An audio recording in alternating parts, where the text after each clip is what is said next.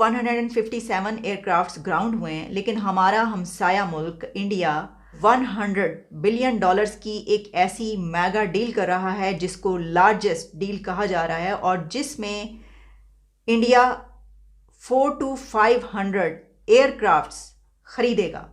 ये डील हो रही है। ये अरबों दर अरबों डॉलर की डील है, और एविएशन हिस्ट्री यानी कि जहाजों के इतिहास में इतनी बड़ी डील कभी भी नहीं हुई। मतलब अमेरिका ने इतने नहीं खरीदे, चीन ने इतने नहीं खरीदे, रूस ने इतने नहीं खरीदे, इंग्लैंड ने इतने नहीं खरीदे, इतने किसी नहीं खरीदे एक साथ। कहना कि इनके दिमाग में है कि जो एयर इंडिया है ना, उसके अंदर इंडिया लिखा हुआ है, और वो जो मुल्क का नाम है, वो जो देश का नाम है ना हमारे, उसकी इज्जत रखनी जरूरी है। दोस्तों, पाकिस्तान के अंदर वर्जिन अटलांटिक जो है उसने अपने ऑपरेशन सस्पेंड कर दी है। यूके बेस्ड एक हमारी एयरलाइंस तो आप देखें, मैं ये अभी कुछ दिन पहले की खबर है, 2 दिन पहले की, कि जो वर्जिन अटलांटिक है उसने अपना बंद कर दिया है यहाँ पे बिजनेस। ये वर्जिन अटलांटिक वाले भी अच्छा जलील करते हैं।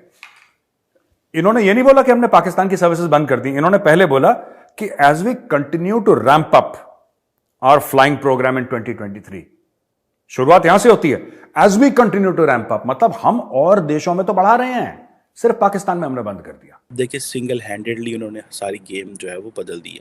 सिंगल हैंडेडली सारी की सारी गेम जो है वो बदली जा चुकी है।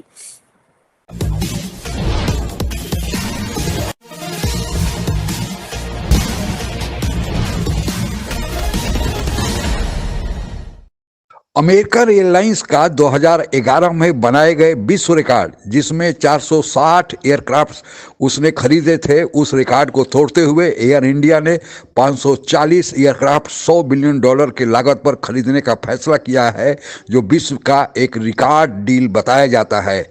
इस डील के खबर के बाद ही पाकिस्तान से यूके और चीन की एयरलाइंस कंपनियां भी भाग खड़ी हुई हैं।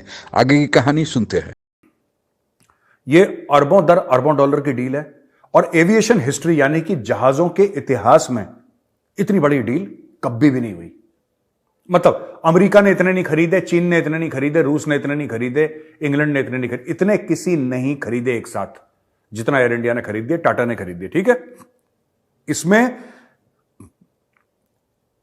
यह ऑनलाइन ब्रीफिंग थी जिसको अटेंड करा Indian prime minister Narendra Modi, French president Emmanuel Macron और यूएस प्रेसिडेंट जो बाइडेन ने यह अनाउंसमेंट थोड़े कुछ घंटे बाद उन्होंने अनाउंसमेंट करी।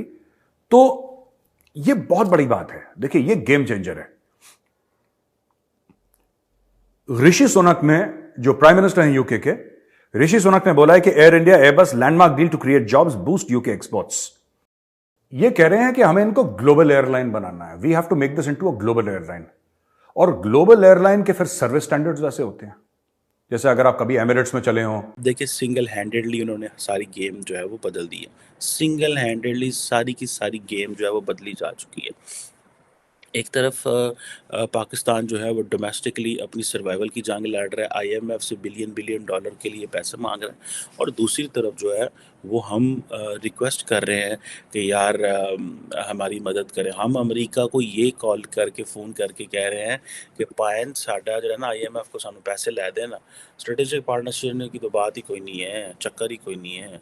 ठीक है, वो अमेरिकन जो हैं दे आर वेरी स्मार्ट, बहुत अच्छा खेलते हैं। उनको पता है कि पाकिस्तान उनका एक इम्पॉर्टेंट प्लेयर है, इम्पॉर्टेंट इत्तेहादी है, उसके साथ ताल्लुक़ रखना है, उसको एक फाइनेंशियल सपोर्ट करनी है। और हमारे, आज मैं कल देख रहा था कि हमारे यहाँ पे तो ये बात हो रही है कि जनाब अमेरिका पाकिस्तान के ताल्लुकात रिपेयर हो रहे हैं। मतलब कहाँ पे ताल्लुक़ का रिपेयर होना, मतलब हमने क्या नहीं किया अमेरिका के साथ मिलके, जंगें लड़ी। 157 एयरक्राफ्ट्स ग्राउंड हुए हैं, लेकिन हमारा हमसाया मुल्क इंडिया 100 बिलियन डॉलर्स की एक ऐसी मेगा डील कर रहा है जिसको लार्जेस्ट डील कहा जा रहा है, और जिसमें इंडिया 400 to 500 एयरक्राफ्ट्स खरीदेगा। ये डील हो रही है एयर इंडिया और बोइंग के बीच, और इस पर प्रेसिडेंट इमैनुअल मैक्रोन से लेकर प्रेसिडेंट जो बाइडेन तक के पैगाम आ रहे हैं, ट्वीट्स हो रही हैं। और ये 400 to 500 एयरक्राफ्ट्स एयर इंडिया जब खरीदेगा अमेरिका और फ्रांस पे, और इसमें जो यूके के ऋषि सुनक है उनके भी ट्वीट्स आई हैं, तो इस खरीदारी की बिना पर अमेरिका में 1 मिलियन जॉब्स क्रिएट हो रही हैं, जिस बिना पर अमेरिका के प्रेसिडेंट की तरफ से जो है वो बाकायदा एक पैगाम दिया गया है। मैं आपको बता देती हूँ पैगाम क्या है, जो कि वाइट हाउस पे बाकायदा पब्लिश हुआ है। उसमें ये कहा गया है, यानी उसकी जो जब आप वेबसाइट स्टेट डिपार्टमेंट की जाते हैं उसमें कहा गया है, this purchase will support 1 million. Virgin Atlantic वाले भी अच्छा जलील करते हैं।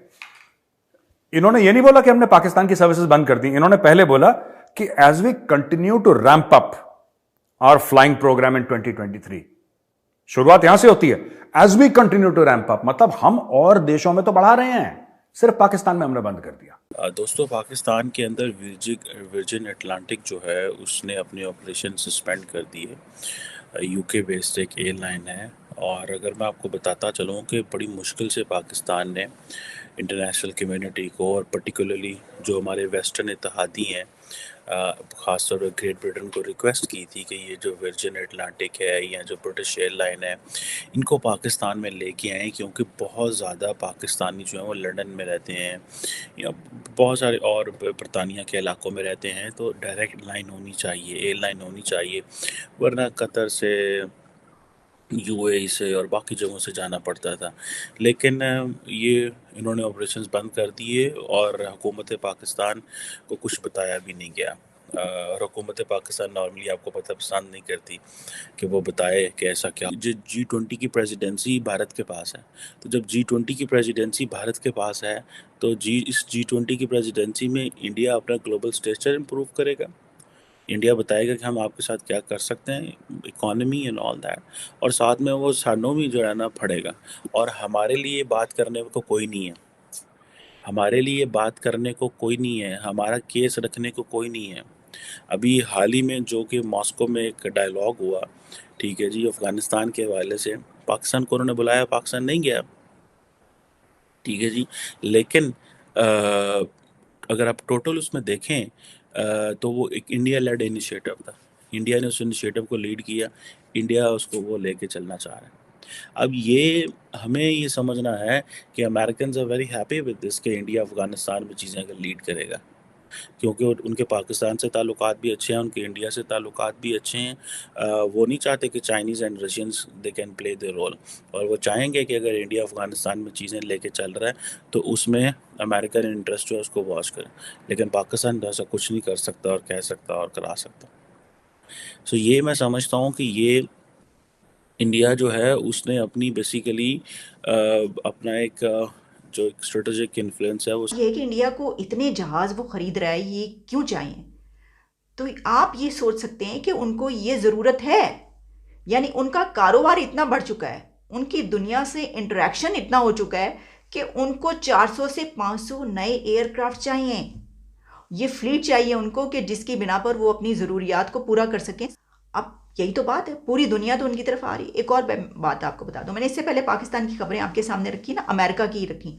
हमारे कितने विजिट्स हुए अमेरिका में, वो सब विजिट्स जो है ना, उनमें से कोई, यानी ज़्यादा से ज़्यादा के सैलाब ज़दगान के लिए जो है आपको पैसे मिल जाए। और ये हमारी एयरलाइंस तो आप देखें, मैं ये अभी कुछ दिन पहले की खबर है, 2 दिन पहले की, कि जो वर्जिन अटलांटिक है उसने अपना बंद कर दिया यहाँ पे बिजनेस, और इसी तरीके से और बाकी जो सिलसिला है, मतलब क्या बात करें, हम बात करने के लिए कुछ है नहीं, इसके ऊपर मैं क्या बोलूँ। तो ये 2-3 खबरें मेरे पास मौजूद थी, हमने कहा चलें, जब ये मैंने देखा कि यहाँ की पाकिस्तान की, अच्छा उसी से मेरी नज़र पड़ी, मैंने कहा ये मैगा, तो देखिए आप कंपैरिजन कर लें कि यहाँ पे जो है एयरक्राफ्ट्स ग्राउंड हो रहे हैं और वहाँ पर